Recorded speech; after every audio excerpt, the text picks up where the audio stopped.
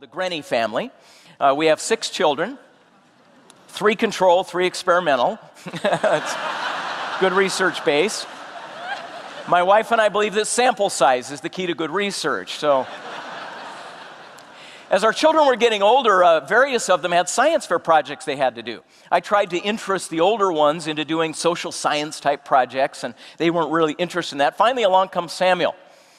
And Samuel one day has a science fair project due. I said, what are you thinking of doing? He says, I want to put little kids in some uncomfortable circumstance and then see how they behave. And at first I was a little discouraging of it. I said, I don't know if any of you have seen the old show, Kids Say the Darndest Things, right? But I said, kids don't have the same kind of social constraints that adults do. He goes, no, I know what I want to do. He says, just help me with the experiment. So I want to play for you the experiment, and then we'll talk about its implications.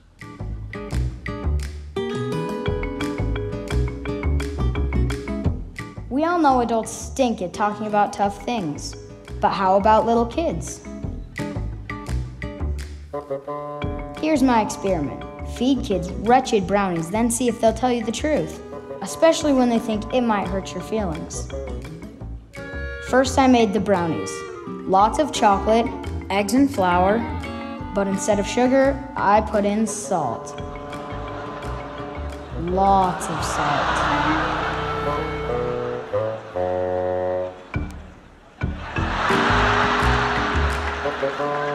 There's no way they could like these better. Now I recruit kids of various ages for a taste test. I tell them I want to compare ordinary brownies to my special brownies. My dear grandmother's special recipe. My dear dead grandmother's special recipe. Then I give them $1 for being such a big help. My parents always taught me that if you want someone to like you, give them money. Okay, here goes. First, they ate the yummy sugar brownies.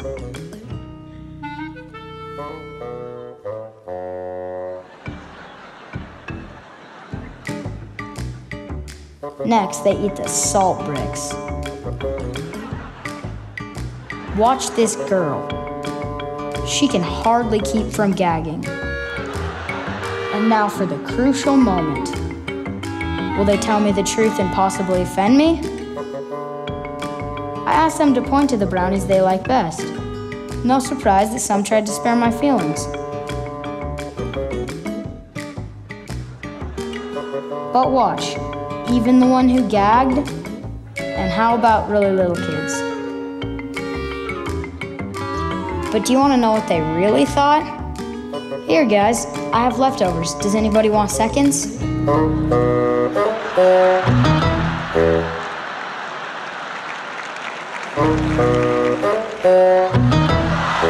Because we said in the beginning of this series that we're doing this because we're supposed to build authentic relationships. Authentic relationships is what God requires. We're not supposed to have relationships that are deceitful, but all of our relationships should be authentic. And we said that saying authentic does not equal being authentic.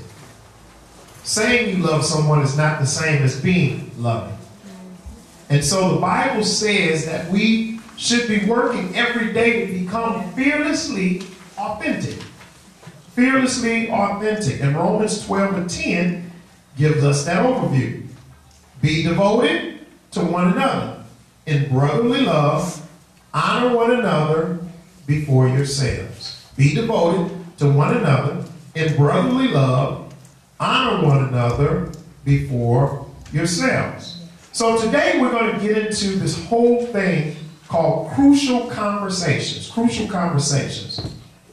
And in crucial conversations, here's what we're going to be dealing with today. And I kind of drew this on the board to kind of talk about every relationship, because every relationship that is authentic requires crucial conversations.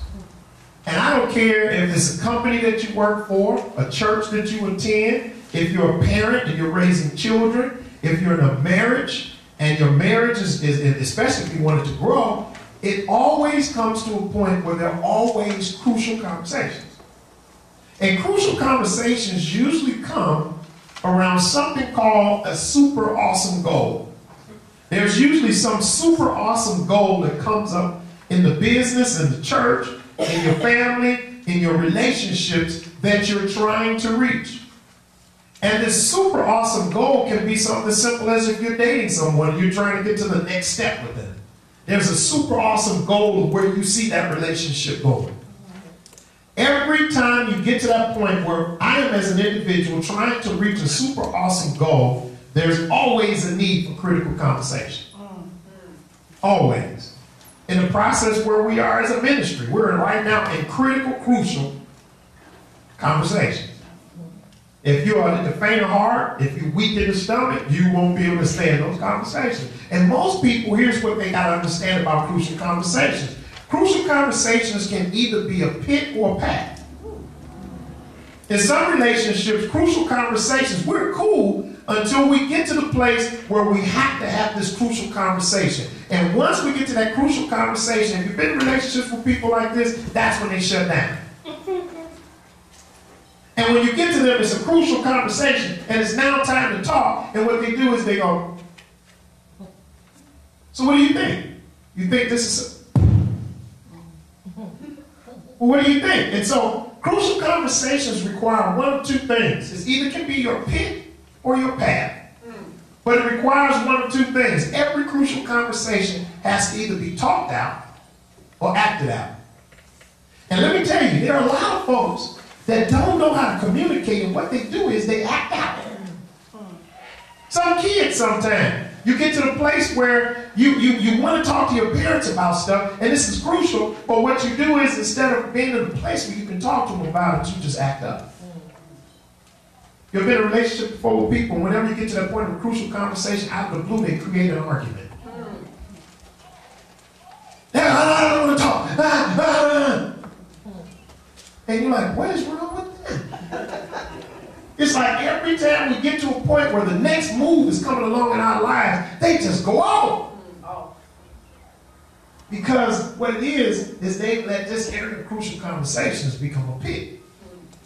Where really God wants them to become a path. We should always be in relationships where we're open to have crucial conversations. Every relationship that's going to grow requires a crucial conversation. Parents have to have crucial conversations with their kids. Bosses have to have crucial conversations with their workers. Husband and wives have crucial conversations. Me and Carl have been having crucial conversations about life change for about 4 years. Closer as Glenda got to his senior year in high school, we kept saying, hey, we're going to be empty nesting in a little bit. What are we going to do? What do we do now when 90% of our conversations don't have to be with what's going on with the kids? This weekend, we dropped Glendon off at Valpo. He's down there with his sister. I ain't called. I ain't called. Because watch this. We don't need to have a crucial conversation about two people. It's about growing. We're trusting that what we taught them, they're down there doing. And so guess what we did? We went to enjoy ourselves. We went to go see War Room yesterday. Had a great old time. Taking selfies in the movie theater and everything. Because we're now at a point where we're having crucial conversations. What are we going to do when it's just me and you? We can't just sit around and look at each other every day and talk about going looking at old kids' pictures, when we used to be in control. We used to run everything. Now we don't have nobody to run. We got to run ourselves. So now there are crucial conversations. And here's the thing about crucial conversations. Crucial conversations always will bring on opposing opinions. And let me tell you when you're having a real crucial conversation. I'm one of those things I love about this ministry, what I've loved about this ministry for 13 years, is that when we get together and have crucial conversations, we always have opposing opinions. And people are safe with the fact of being able to say, if you don't agree or you don't understand, you have the right to oppose what we're saying. Nobody's going to beat you up. Crucial conversations, to me, when I'm having a crucial conversation with people, I must make it to a point where it's safe enough where you feel you can share your opinions without being judged or beat up on. Those are not crucial conversations if you set the parameters of how the conversation must go. If I set the parameters to say if you oppose me and you're wearing a different jersey, then that's not a crucial conversation. That's a conversation that I'm controlling. So it's always going to bring opposing opinions, but also, too, crucial conversations usually bring strong emotions. It's some tears, as we say in the house. We say in our house, uh-oh, look like we're going to have to be playing with jazz. We say when somebody playing jazz, when you start dropping water, we play jazz. And what that really means is some strong emotions, because when you're talking about crucial conversations, usually you're talking about changes from the regular way of life. Crucial conversations. Crucial conversations now is we're starting to have this, Glenda, where are you going to school at? He's got it narrowed down to about 3 schools right now. Where are you going to school at? Will it be California? Valpo wants just as bad as they want in Kyle. They sending him all types of stuff. I said, well, you may be in the Midwest still. Dad, I don't want to be around when it's cold outside. Well, the idea of it is I'd rather go when it's cold outside if I don't owe nobody than to be where it's sunny outside and I owe a house when I get out of school. I could be cold for a couple of years if it's free. So in that, there are crucial conversations. And crucial conversations will always bring strong emotions, and it's always high stakes.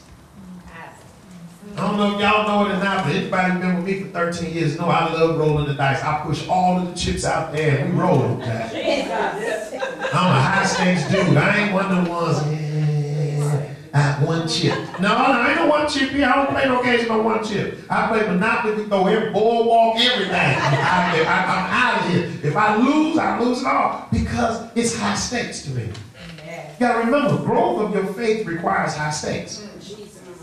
If you can touch it, if you can do it, that's not faith. You've always got to give God room. So it's always high stakes. And right now, it's strong emotions. Strong emotions. We got time, we got effort, we got money invested. But you know what? I'm willing to push all the chips on the line. If that'll save one more person we save today, I'm willing to push all the stakes out there. Now, those are the things you have. As a family, as a ministry, as people, we've got to be good at having crucial conversations. Some conversations you have sometimes when you're in a relationship is where you have to look somebody in the face and say, you know, are we going to that next level in this relationship, or are we going to be stuck here forever? Some folks get in a marriage, they put it in neutral, and they just roll. It's close. But you got to say sometimes, are we ready to move to that next level? What is it going to require? So we said crucial conversations require 2 things. It's either you got to talk it out or you act it out. And most folks who are not good at talking it out, act it out. Most marriages that I'm in counseling, something happens. And when you get down and you figure it out, it was a crucial conversation that y'all should have had. Give an example. I read an ad from a newspaper of a guy who was selling his bike. Motorcycle. And this is what the ad literally said. Yamaha motorcycle, less than 1,000 miles on it. Even paid for the expensive $500 checkup for the first 500 miles. Excellent bike. Only rode it back and forth. Have to get rid of it after a disagreement with my wife. I guess I'll learn. Do what you want. Don't mean do as you want. Anybody here who's married know that when your wife says, that's okay, just do what you want. That don't mean do what you want. What that means is I ain't ready to discuss that right now. But if you want to go ahead on and do it, you go ahead and we'll talk about it after you do it. And what you find is after you do it, that's when she acts out to let you know that that didn't mean do what you want. Because crucial conversations require us to talk it out. So let's start filling in the blanks. So when we're having these conversations, these are the things and blanks we need to fill in. Number one, when we're talking, are we using degrading words? Are you using degrading words? What are degrading words? Thoughtless words, insensitive words, teasing, wisecracking, critical, coarse, tactless, indelicate expressions, inappropriate words. A lot of people do that. You get in the middle of a critical conversation, really what you're saying is, you know, you've been dumb since I met you, but I got to include you in this conversation because you got a part. Let me bring your dumb self in. What your dumb self got to say to that? And then when you start saying stuff, you beat me down so bad, you degraded me so bad that we can't have no crucial conversation because I'm not even on the same level with you. When you have conversations like this is what the Bible says. Proverbs 12 and 18 says, some people make cutting remarks but the words of the wise bring healing. See, some people like making cut remarks. You know, you ain't in, good night. My way, highway. You're not healing when you're doing that. You're tearing up more than you're telling up. So when you're having crucial conversations, you got to be careful that the words you use, I always say it's two things you got to learn in that. First of all, you got to have a mutual respect, first of all. Amen. Mutual respect. Here's the thing. I wrote this down. First, there's got to be a point. Right now, we're in a real touchy issue right now. Why? Because some of y'all been good seed for life. This is a touchy issue. Even when, you know, I trust you, Pastor Bone. I even trust Pastor Bone. But I just been good seed. You get the stuttering and everything. Pastor Bone, I've been good seed now. It's touchy. So the first thing I got to do is I can't say, no, suck it up. That's where it's going to be. That's where it is. You can't do that to me. The first thing you got to do is you got to mutually in purpose say, I understand your goals. Let's understand, Taisha, my goals are the same goals as yours. We want to win souls. Same thing. Nothing's changed. Same thing. Nothing's changed. Mutual purpose. That's what's called your interest condition. If you're going to start a critical conversation with somebody, the first thing you got to do is you got to fix that ground so that you don't give that devil that foothold to get started in. And so the first thing is, I got to let you know, as we get to talking, ladies and gentlemen in this room, we have the same common goals. I don't want nobody to think I'm trying to slip you a wet willy or nothing. We have the common goals. We are still saving souls. Ain't nothing changed. We got the same common goals. We're going to continue to do what we have always done. Nothing is going to change. So, first thing it does, guess what that does for people? Okay. Then the second thing you got to do in a critical conversation, you got to build mutual respect. And mutual respect says, you know that I care about you. Here's the thing about it. I want everybody to know, and I had to say that to Pastor Ferguson this morning. Remember, my head is the first one that goes in the line. I want you to think about this like a horror movie. When you see my head go rolling down the thing, you run. Why? Because I'm in it further than you. You got to say to yourself, there's a mutual respect. You got to understand this fact. If I walk with you this far, would I take you anywhere, deviate you? Why would I walk you 13 years to deviate you off your path after 13 years? We got to understand we care for one another. We ain't in this just for church. We in this for life. We're a life group of people. This is a life group. This is not a group of people to get together for a couple of hours. And folks who ain't good with that, they have to make their own decision. But we know what we in this for. Nothing's changed. I only can mutually reach out to the people who've been here, the people who've invested, to let you all know nothing's changing. And number two, the mutual respect factor is that you know I care about you, so you know I ain't going to do nothing to you that's going to be harmful to you. I ain't did it this long, I ain't going to start doing it today. Because if nothing else, you should pray to know that I got to answer to God for whatever I do. And I'm going to keep saying the same thing I've been saying for 13 years. I ain't going to go to hell for nobody. That ain't changed. That ain't changed. Number two, when you're in a critical conversation, you got to understand this. You got to be careful not to use demanding words. What are demanding words? That means you're ordering people. See, as parents, we got to understand, we can't be in a critical conversation with our kids demanding something. That's not a critical conversation. We're having critical conversations with our family right now and letting them know, listen, I'm not demanding, but you got to realize there's some things that you will not get a chance to make the decision on. Come on now. I'm still the parent. But I still give you a chance to give your opinions and how you feel and all that. I'm not ordering or demanding you. See, with my son, I'm telling him this. His biggest thing is, well, what's going to happen with me? Whatever happens to me, happens to you. I'm not demanding, but you're still 17 years old. Until you get out of my house now to deliver you to somebody's university, I'm still required to make the decisions for you.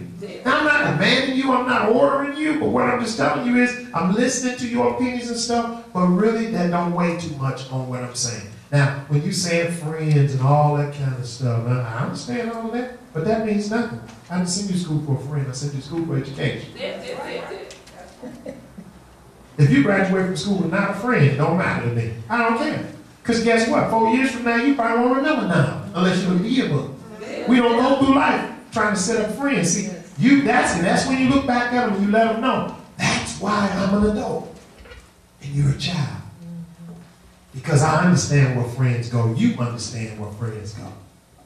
So again, it's not ordering, it's not threatening, it's not arguing, it's not cursing, accusing, or probing in angry words. That's not a critical conversation. That's not a critical conversation, and you will never get anywhere with anybody if you start hitting them with demanding words. Worst thing in the world you can come to me is, because the first thing I snap, well, hold on, first of all, I'm grown. I'm grown! That's why some churches I couldn't pastor. I ain't grown. Do you understand that some things I'm not going to tolerate? One pastor asked me, hey, you were the last person to preach at this church. Why didn't you apply for the job? Man, they couldn't handle me, dude. I quit on these people. Ain't nobody finna tell me what to preach and how to preach. They don't run like that. I'll go out and get a job before I do that. I answer to God. I don't answer to them. Keep your money. Do what you want to do with it. In the end, I got to answer to God. I ain't nobody's paid Harlan. You ain't gonna pay me to go and say what you want me to say. Sugarcoat it, hide your issues. Don't talk about that relevant. No, we don't do that. You want somebody to preach. I ain't trying to preach. The Lord told me to pastor. Y'all need to understand, you're looking for a preacher, but you disguise it as a pastor. And when you do that, what happens is you end up being a disaster. That's what happens. You end up being a disaster. So what does Proverbs say about that? Proverbs 27:4 says, anger is cruel, and wrath is like a flood, but jealousy is even more dangerous. See, we've got to understand when we having these conversations and we start looking at the words, that's why you have to mutually create a safe zone when you're having critical conversations. That safe zone has to first be established before you even start talking. Ladies and gentlemen, there's an issue that we need to discuss today. But before we discuss this issue, let me first let you know these two things. First of all, we are all on the same sheet of music. We are on the same goals. Also, too, I understand your personal feelings because you need to understand what you care about, I care about, and more so than anything, I care about you. Now, once you set those ground rules, now you can start a crucial conversation, because what you'll find is when you do that, people will not come like this. They'll go, okay, I thought this was something tough. They'll be willing to talk it out and not act it out. That's what happens in a lot of cases. You get nowhere in the meeting. You storm them off going your way, they storm off going their way. It's because we didn't mutually set the safety ground before we get started. The third thing is demeaning words. What are demeaning words? Moralizing, preaching, lecturing, judging, criticizing, disapproving, condemning words. Well, you know, last year when you had that opportunity, you do know you messed that up last year, right? I ain't trying to bring that up, but last year. And you really think I want to be in a critical conversation with you. The emotions that you're going to pull out of me are the emotions from last year, not the ones now. You have to be at a place where you're not moralizing, you're not preaching, you're not lecturing, you're not criticizing, you're not disapproving, and you're not using condemning words. Why? Because God had to accept that in you. I don't know about you all, but if you were in God, God is always having critical conversations with me all the time. All the time. In a loving way, he do. So loving, but it'd be deeply critical, because I get to cry. He'd be sitting there snotting and all of that. But God is like that. So you've got to understand that demeaning words we can't bring. Look what Proverbs 18:21 says. Death and life are in the power of the tongue, and those who love it will eat its fruit. I want to be in my conversation, I want to bring people to the ideal, not blow people away from the ideal. Because here's what you got to understand about a critical conversation. If you don't make the room for people to be able to talk about it in the meeting, they talk about it anyway when they leave. So I want all the opinions to come out of the meeting, not in the car, and text messages, not on Facebook, my pastor's crazy. I want the stuff to come out of the meeting. So if I create a safe zone that says, you know what, and I'm still saying it, if anybody in this room don't understand what's going on, feel free, call me on the phone if you have to. Could you explain some things to me, Pastor? Well, I don't want to say it in front of everybody, but I'm going to go get it straight from the horse's mouth. Tell me what in the world is going on, and I'll explain it to you. But when we don't take the time to create those safe zones, what happens is they shake their head like I do with the mechanic when I don't understand the stuff that he's talking about. And they go outside and they go to somebody else and ask them, do you understand? And usually what they don't understand, they're going to tell them in the wrong way. So now you got two people acting out. And it all happened not because of them, where you said he's just a mean, hateful people. No, you didn't set the ground right for the crucial conversation he was about to have. Wow. And so therefore you got nowhere in it. So here's the fourth thing we do, destructive words. What are destructive words? Gossiping. Gossiping a good seed, by definition, is when you talk about a situation that involves someone that you have no intention of helping them fix. That's gossip. I don't have time to, how did you hear about so-and-so, so-and-so? First, let me check my calendar. Nope, I'm not available. So since I can't go and help you, don't tell me about it. Yeah, I told them, but they stupid and they did it. Man, I don't have time. That's girl stuff. Especially when men do that. That is tackling heads. That's flaming the torch stuff. Put on a pink shirt. That is terrible. When a man gossips, that is just horrible, man. That is so womanish. But we get guys that do that more than anything. They on Facebook more than the women. 6, 7 posts. There ain't no man got that much time to be following nobody like that. But when you've been raised like that, and gossip is a way of life, and most people gossip a lot, do that because they try to make people less than them. That makes them feel better. When really, if you took that time and worked on you, you wouldn't have time to be talking about nobody else. That's just me talking though. All right. Here's another thing. Repeating rumors or confidences. How do rumors get started? Started by the jealous people. That's how they get started. That's how they get started. Jealous people. See, there's some people that love to grab some dirt on you. So they can spread it. Truth or not truth, I'm going to spread it. Tell one person, tell another person, tell another person, tell another person. They don't know nothing about you, but they just pick it up. I heard about Pastor. I heard. You ain't know him. But you can pass and pass and pass rumors, destructive words, discrediting people, belittling people, blaming others, slandering words. I don't do that, Pastor. I don't look what the Bible says. It says dishonest people use gossip. Who uses gossip? Dishonest people. Because honest people don't gossip. Dishonest people use gossip to destroy their neighbors. That's what they use it for. You got a gossiping friend? That's what they use it for. They're dishonest. You need to check the ones who gossip. They're the crooks. It ain't the people they're talking about. The crook is the one who told you.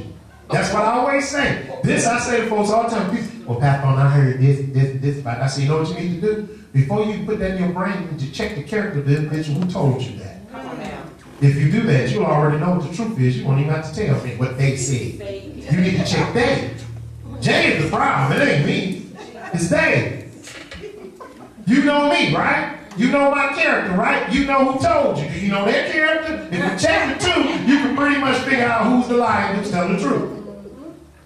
But what we do is, as Christians, we pick up on stuff and we hold it without investigating. We are the less investigative people known to man. We don't investigate stuff to make sure it's the word, let alone check to make sure somebody's lying. Come on, preach. Say that.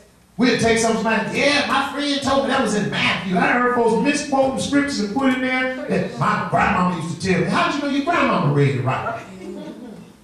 But when you're dishonest, that's what it says. It says good people are protected by their own good sense. You need to underline that. Lord, help me get good sense. See, good people is helped with their own good sense. It didn't say the Spirit helped, it say your own good sense. Good sense. Now, here's number 5. Number 5 is deceitful words. See, a lot of people like to be deceitful. I ain't deceitful. And I thank God we're in a church where we are a family that we don't have to be deceitful. There's been so many times, guys, in the first 7, 8 years of this church, I could have left it without saying goodbye. I remember one time we went out to Saddleback and they was like, well, we love to have you on staff here. You ain't even got to fly back. We'll ship your stuff out. I could have went back with a without even having a farewell ceremony. Could just send out a video. Thank you all so much. God bless you in your endeavors. I like that. I believe, watch this, I believe you guys have invested in this ministry just as much as I have. Yeah. And every time people say that, here's my response. Cool, flattering, but the Lord didn't call me to do that. The Lord told me to be exactly where I am. Until he tells me to do something different, I'm sitting right here. Come on. Why? Not just because of the calling of God, but to the calling that I had you all about it too. See, my words, my bond, I learned like my grandma. When I die, I'm going to die. Ain't nothing else I got but my word. And one thing y'all better say is he was with us. He was faithful to the Lord to us to the day he died. Thank you. Yeah. And that's what I want to be. So watch this. Anytime conversations come up with anything, y'all know I don't have no problem come touch you about. Period. Period. But watch this. I'm going to make sure I protect you in all that I do. I ain't going to never leave you out there blind, deaf, and somebody else telling you, you hear about your pastor? Pastor on his way to Mexico. What? Yes, on the airport. His way to Mexico. No, that's not how we do things. When changes take place, we have crucial conversations. Crucial conversation is, I ain't jumping into this position full speed. I'm doing it 2 weeks at a time because I have to establish the position. So what's going to happen is, first and third Sundays you'll see me. Second and fourth Sundays you won't. That's why we're making protections and have provisions that we're in the process now, sitting down, talking with another ministry that will be merged in with us so that we'll have a pastor when I'm not here in 2 weeks. Yes, Lord. Because until the Lord says you are now full-time doing this, I'm going to give them 2 weeks at a time. So now watch this. By faith, I got to step out more than anybody. By faith, now I have 2 places I got to pay to live. I got a place I got to pay for in San Diego, a place I got to pay for here. Now I got to fly back and forth, back and forth. But you know what? I'm willing to do that. Because that's what God called me to do. That's what I'm going to do. You ain't going to even know the bump missing. You ain't going to know it because when I fly back here, most of y'all, how many of y'all see me 7 days a week? Raise your hand. None of y'all. So you don't know when I'm gone. I say, may the Lord watch, but I'm going to go right to midway. You won't even know I'm gone. We know when you're gone because she put up. She ain't going to put it up. She ain't, I'm lock her out. She ain't going to know. At the hospital, at the airport with my boo. She ain't putting it up. Y'all ain't going to know. And then when I turn around and say, okay, this week, Taisha, you need to get ready to go next month. Tamika, you need to go next month. Sam, you need to prepare the next month. Because when we move it, what happens is, I'll fly, even when it's full time, you won't know when I'm gone. You won't know. Because what will happen is, I'll fly and y'all will know, because some of y'all be texting me back, where you at? I ain't gonna text you back, because I ain't gonna let you know. I ain't gonna let you see that. I ain't post nothing on Facebook, posted from Manhattan, New York. You ain't gonna know. Y'all ain't gonna know. I ain't answering none of that, so y'all ain't gonna know. You just see me when I walk in the door, and y'all will say, oh, he here. But my ideal is, I'll fly into Chicago. I'll be here 5 or 6 days, fly straight from here, go to Atlanta, fly straight from there, go to New York, fly straight from there, go to Texas, fly straight from there, back to San Diego. And that's the job. And so, we still see each other. But a lot of folks are like, oh, you gonna be good? No, I'm not. My job is this church is still part of the work I have to do. So we're going to get started 2 weeks at a time. So y'all can start getting, I got to slowly wean y'all away from seeing me every week. It's going to be 2 weeks at a time. First and third, second and fourth. You don't know which one. Just going to flip the coin in, but a couple of people going to know when I'm coming, when I'm leaving. You ain't going to know. So that way you're going to be sitting there going, you ain't going to know. Critical conversations. Why? It's time for folks in here to stand up and walk. It's time for y'all to stand up and walk. Ain't nobody here got braces or nothing on. I keep them walkers and chairs out a long time ago. It's time for y'all to start getting your, if you ain't got your passport, you need to get your passport. Everybody needs to have on their calendar August 6th through the 10th next year. You're going to Rwanda, Africa. You need to start getting it together. Right now. As soon as I get back to, as soon as Pastor Vines tell me what the price is, you need to be writing it down. You need to be setting aside some money. I'm going to Africa. I will not be one of those African 6th through the 10th, 2016. You'll be there with Rick Warren and a group of pastors there. It's called the All Africa Congress. Rwanda, Kenya, all over Africa, pastors are coming, looking to partner with churches from America. They will start churches and plant churches. We're going to be standing right there to be part of that. That needs to be on your schedule. You need to take it to your place. Everybody in this room needs to go online and fill out the TSA Pre. TSA Pre allows you to go through the line without taking your shoes off and stuff and get on the airplane. There's a special little line for people that are called TSA Pre. That means they do your background check and everything. TSA PRE. Go online and type that in. It's $85. You'll get a number, which is good for 5 years. So when you travel with me, you ain't got to stand that long line. You get in the members only line. See, all that kind of stuff you got to prepare for.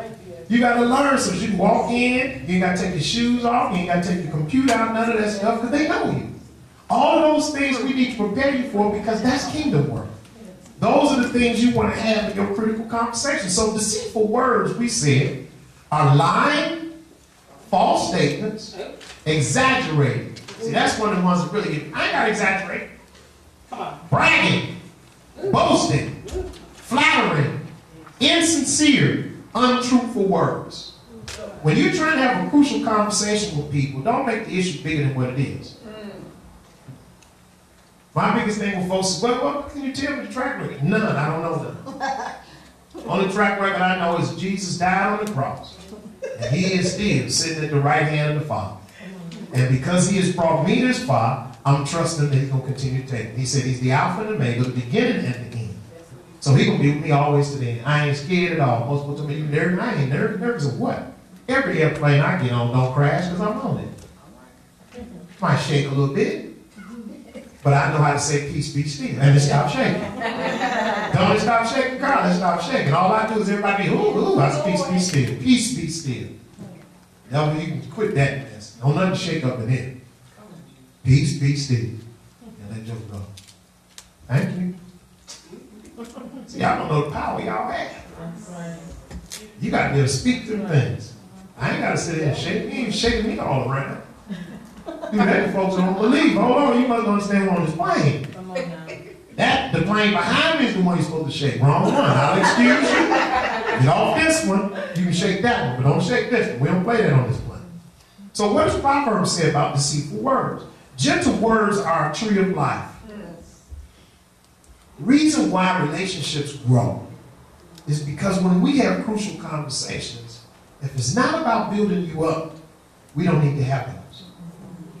And sometimes you see when the emotions are just too strong to continue the conversation, but sometimes you just need to just stop talking and just hug Taisha. Sometimes we need to just stop talking and hug to me. But see, sometimes we be so much, we got to get this conversation out. That you push past my emotions and all that. So what happens is, when it becomes a hard thing for me, now it becomes anger. Because now I feel I'm not being respected. I feel y'all moving past me. Nobody see I'm wounded, I'm hurt. And y'all keep moving on. And so the only thing I know how to do is act out and strike out. And so now my crucial conversation is done. And so what happens? My crucial conversation is not a path of growth in my life. It's a pit. That's how a lot of marriages are. It's a pit. Because every time they get to a crucial conversation, everything self-destructs. Because we don't know how. We got to understand, even when we disagree, it's a right way to fight as Christians. That's what conversations are all about. Communication is the key. So, here's the thing. Is this me? Now, we only talk about ourselves, Zach. I want to put a check by. Am I dominating? Yes, I am. Monopolizing or controlling the conversation? Am I interrupting? Yes, I am. Yes, I am. Work on me, Lord. With a competing spirit. Now, it's not a competing spirit with me, because my thing is this. Pastor Vance will tell you this, but I say sometimes, I think sometimes I have like a little learning disability. And so sometimes when people be talking to me, and y'all talk about more than one thing at one time, my mind be ready to short circuit. I be trying to remember each point you said, and then I get lost. And then again, you went through 6 points, George. You'd be like, so what you think about point number 1? I'd be like, So what I do is, when she get out point number 1, I'm going to jump in and interject. Hold on, point number 1, blah, blah, blah, blah, blah. And then Carl always said, boy, you cut me and I can't get a word edgewise. And I'll be like, no, you don't understand. If you go to point number 2, I'm lost. I forgot. It ain't just me. But I'm saying, God, I'm glad we can talk spot. I said, Lord, help me so that I don't become interrupted. Yes. Fix whatever it is that don't allow me to remember 6 points in a row. I can remember 7 numbers, but I can't remember 6 points. Lord, fix me, please. Fix me so that I can be, because see, here's the thing, I want to be a better communicator. I don't want that to stop me from being able to have crucial conversations with my church, with my family, with my friends. I don't want folks to say, you don't need to talk to him, because he ain't gonna let you get a word in edgewise. And it'll stop people who want to talk to me. Here's another one. Am I nagging? Finding fault and nesting. They just say you just go around. You just nagging. And nagging. And then they turn around and call you a nagging hag. Girl, don't say nothing around her because she gonna nag. And what is nag? That's usually nagging means finding fault. I'm trying to do something. Who told you you can do that? Who even asked you for your opinion? I bet you somebody told you. I bet you. You know, the last time I touched you with $10, you lost it. Nagging. And so you see, here we are, we're in the middle of a crucial conversation. We're talking about money, and then you say, you know, I can't let you hold it, because when you had it last, you lost it. Come on now. Well, you already know where that conversation's going. You might as well shut that down, move on to the next subject. Here's another one. Am I complaining? Making crisis or problem-dominated conversations. Come on now. Ooh. Praise. Am I complaining, making crisis or problem-dominated conversations? See, some people are straight antagonists. Ooh. You don't care if the name of the church is Good Seed, No Seed, or New Seeds. You just want to argue, just to argue. I ain't with it. Why? I'm just not with it. Come And on. I'm not with it. Well, what's your reason? I ain't with it. Really, 13 years ago, I didn't like Good Seed. I just didn't say nothing. But I ain't gonna let this happen this time, because I did it this time. So I don't like Good Seed, New Seeds, and not even No Seed. I don't even like a seed in it. Can we just take the seed out? For what? It's just I don't like it. Complainers. Am I a complainer? Am I making crisis or problem-dominated conversation? Come on now. Here's another one. Am I criticizing? No. Dwelling on the negative. Worst thing in the world, well, I see that sometimes the couples come together for counseling and then we start, okay, let's start talking. Well, let me tell you, they don't do this, they don't do this, they don't do this. Can somebody say something positive? Hi, it is a great day. Isn't it sunny outside? Jesus Christ, are you telling me out of the two of y'all life, nothing positive is happening? Come on now. Tell me about her. 150 negatives. Tell me about him. 150 negatives. Nobody. Even ask the poor kids. They ain't got a positive about the daddy or the mama. They negative. The whole family negative. Come on. He don't like her and she don't like him. I don't like the way he do her and I don't like the way he do it. The kids even negative. Because that's the environment you created. Yes. Yeah. Am I complaining? Watch this. Am I criticizing? Am I cutting? Making jabbing, sarcastic remarks. Let me tell you something. You only gonna poke a lion so many times before that lion bites you. What I've learned is you better learn the potential family. There's some folks don't like jabbing. See, my thing of this, you don't know where people came from. Some people came from a house where people were sarcastic. And they finally been free and delivered from that mess. And then they get with you. And here you go again. You wonder why they snapping on you. They like you just like your mama. You just like your dad. And you're trying to figure out why you're saying it. You're saying that because, watch this, the mess you put up with when you was a kid, now you're trying to put that mess on me. That was your dad, that wasn't mine. I ain't gotta take that. You took it, but I ain't gotta take that. So sometimes we gotta understand that we can't be cutting. I quickly can tell somebody you don't like Little Caesar, let the door hit you with a good Lord split you. That's sarcastic. Everybody deserves to say something. Everybody's point was to that point. Now watch this. I'm gonna let you say what you want to say. That don't mean it's gonna change nothing, but you can still say what you want to say. It's okay. want to hear everybody's opinions. You got the right to give me whatever opinion you have.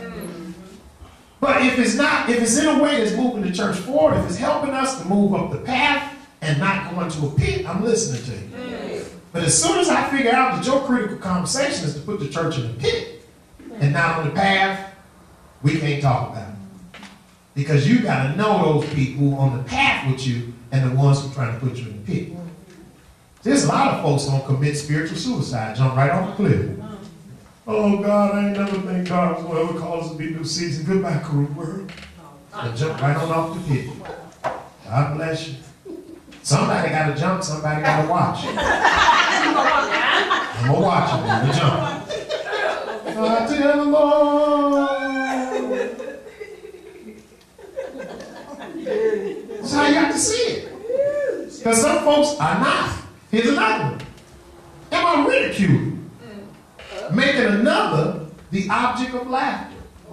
See, what I learned in critical conversations, I can't crack jokes. Because emotions is raw at that time. I can't bust out and say, oh, shut up, Diddy, you always crying. Oh, boy. See how she looking right now? We about to box, baby. We about to box. Do I look like I'm crying now? I ain't gonna be crying now, baby. Tamika was laughing. She just didn't want to see it. She was laughing. Here's another one. Am I arguing? Just disagreeing and dispute. Just disagreeing and disagree. You don't have no answer. You done put us in the pit. You don't want us to grab the rope and get out, but you just tell us to keep digging with the shelf. Something is wrong. Your way is giving us deep in the hole when we got a rope that can get us out. Some people just argue. It's in their mentality. They look for opportunities to argue over nothing. What are we arguing about? Don't make a difference. Some folks, they just argue. Well, oh, you new season. Did I say we still serving Jesus? I didn't say we are now a Buddhist temple called New Seasons. We still serving Jesus. But you just arguing to be arguing. We realize after a while you ain't trying to fix it. You just want to keep the mess going. And that's what some folks do in critical conversations. I told you, some folks, whenever there's a critical conversation in the need of their life, check them out. They bust out with an argument for no reason whatsoever. I done learned sometime that means it's time for you to get blocked. Time for you to get unfriended. Because I ain't going to the pit because you want to be in the pit. I'm trying to be on the path of the journey of God. I don't want people to create pits. When you see, if you don't get in the pit, you get in it. Don't ask me to get in it with you. And that's what it is. It's a lot of folks, they like being in the pit. Am I moralizing? What does it mean when you moralize it? That means you're lecturing and giving unsolicited advice. I didn't ask you for that, did I? How could you look at me, Tysh, and tell me if you was a man, like you've been one? You know, if you was a man, how long you been one? I think I've been a man longer than you. I didn't want to say that to me. You know, Pastor, he was a man. So what are you? Hold on a second. Hold on. Security? Check, please. Man, look at a woman talking, if you was a real woman. Like you know. Have you experienced that? You, okay, tell me about yourself. Come on with it. How long you been a woman?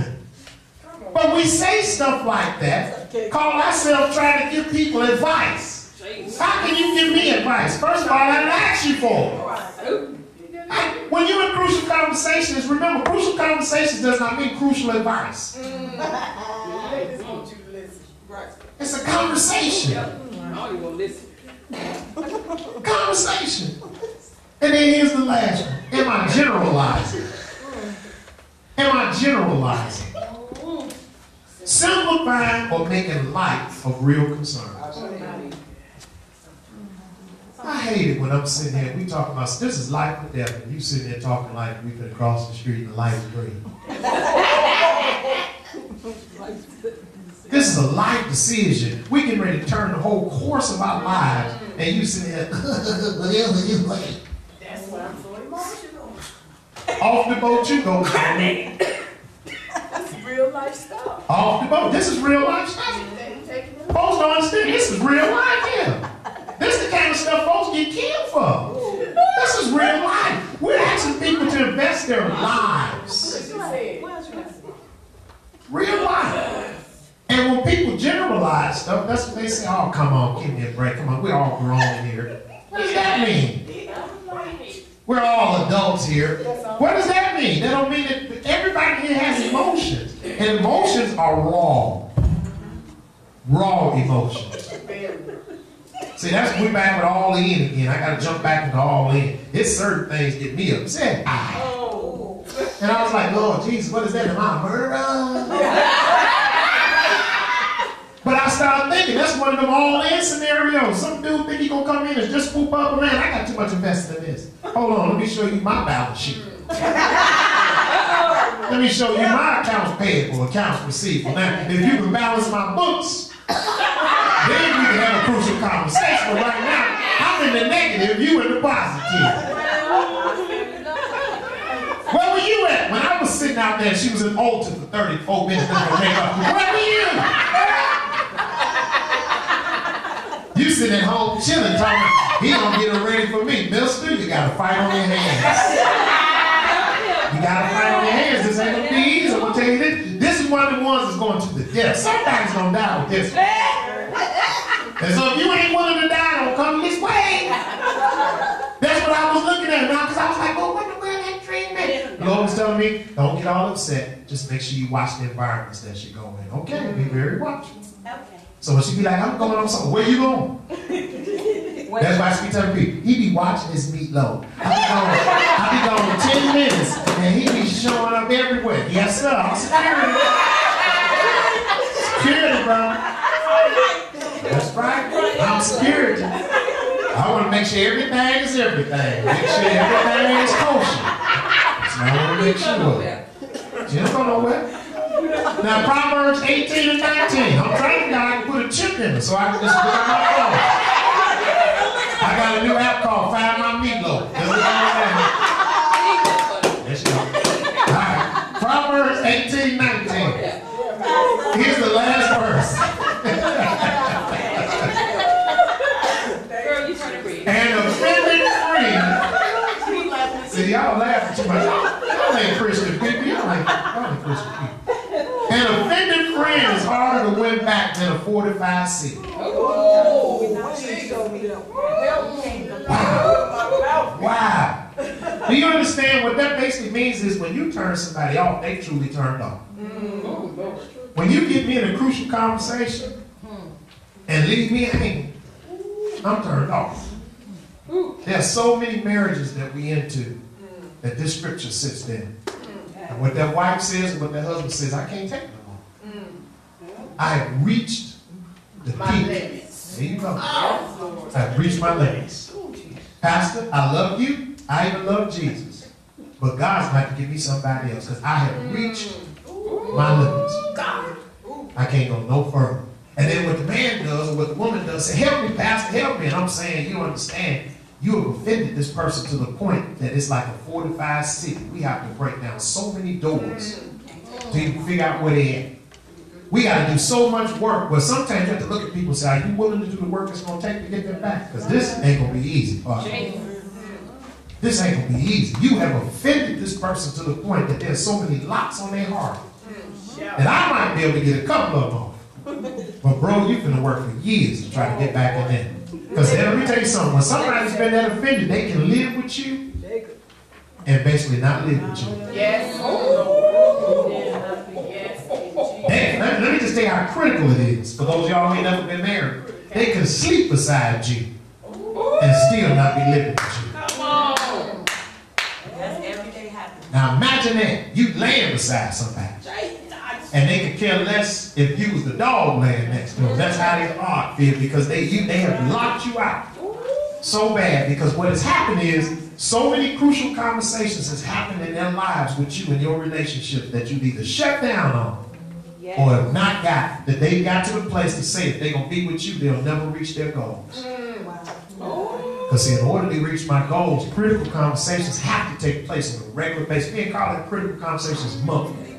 It's a change of life. Critical conversations are important in all of your relationships with your friends, on your job. A lot of us right now, you're having problems on your job because you refuse to sit down with your supervisor and say, you know what, it's time for us to have a critical conversation. Come on now. You're expecting some things from me that's impossible for me to do. And if we started this out because I was helping you out. But now you done took that and took me helping you out as a regular routine. And it's time we need to sit down and talk before this becomes bad. Before this situation becomes a pit in your life and my life. Let's talk about this so this can be a path of my growth in the company and yours too as well. Because if I don't do my job, you ain't gonna get promoted either. So we need to work together and have this critical conversation. But what do? You go and talk to your coworker. And guess what they do? They go and tell the supervisor what you didn't tell them. So when they tell them what you didn't tell them, the supervisor thinks that you're not loyal. So therefore you get wiped out. That's why it's so important. With your family, you don't do that. What did we say in the first week? You cannot assume things. When you assume, split the words up. And you'll see what happens when we assume. You see, that's what always happens. Mom, I thought. Daddy, I thought. Husband say, honey, I thought. What did we say earlier? When she say do what you want to, husbands, it don't mean do what you want to.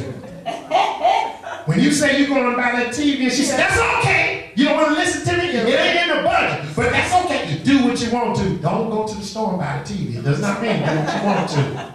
Because as soon as you get that TV and then get it set up to 100, look at our new TV, she going to act out on you what she really meant. What she meant was there was no money to get a TV. Now to her, you've endangered the whole family for television. So now you love TV more than you love us. So you got a problem. When you want to hug some, hug that TV. Kiss some, kiss the TV, baby. You got somebody to talk to? You got all the channels on the station. Pick whatever you want to. You speak in any language you want to, but don't look to speak to me. Look at the end of this. Arguments separate friends like a gate lock of bars. Arguments. Arguments come when we refuse to have critical conversations. That's how we fall out with one another. You think, I think, we all know. And that creates a division. That's why the Bible says we don't give the devil a foothold. Not even a footstool. Not even an opening. Because if you give the devil an inch, he will take a mile every time. Well, did you talk to Taisha about that? Well, Taisha, she knows. No, we can't assume she knows. Did you tell Taisha that? No, I didn't. Maybe that's where you need to start at. Because I guarantee you, if you sit down with Taisha, make the conversation area safe first by letting her know we're on the same sheet of music. I care about you like you care about me. So she can take that deep breath and you tell her what you think she thought. I guarantee she's going to tell you that is not what she thought. And if you fix that, guess what? Your relationship will be fixed instantly. I've seen people come together in critical conversation. Well, all I did was mediate. And in 2 minutes, they was hugging and kissing. Oh, baby, I'm so sorry, baby. Go ahead and give them some sugar. Because all it was, they had a hard time having a critical conversation. That's it. Misunderstandings will kill us. That's what it does. It kills families, it kills marriages, it kills churches, it kills employment. Misunderstandings. And that's what the devil loves. If you run from these 5 areas, degrading words, demanding words, demeaning words, destructive words, deceitful words, that is why you're struggling in your communication and your relationships. Once you fix those, relationships become good. And we're never going to always agree, guys. Let's get that straight. In love, we will never always agree. We won't. But if you agree on these 2 things that I agree, which is we both do. Number 1, we have goals that we've all agreed to together that have not changed. And number 2, we love each other. And because we love each other, we can do anything together in love. We can't do things together. God says, first of all, he's not together if he's not with us, if we're in need of disunity. So if we're together in love, we can do anything. So that's the key. The key is, as long as we can talk and still walk away in love, God is in the midst of it. The key is the devil don't want us to walk away in love. He wants somebody to walk away mad. He wants somebody to walk away offended. He wants somebody to walk away saying, you know, they ain't even discussed that with me. He wants somebody to say that, you know what, I don't know how I felt that, but that comment that they made was sarcastic. And they was talking about me, but they could have went on here and just said my name. That's what the devil wants. He wants all them type of conversations going on in the midst of one of these conversations. And we all walk away mad. We mad at each each other. And watch this. He says the main thing happened. I created a distraction that kept them from the goal. And so instead of us walking the path with God, we in a pit. So let's keep that in mind today. Let's pray. I'm going to make sure I stream.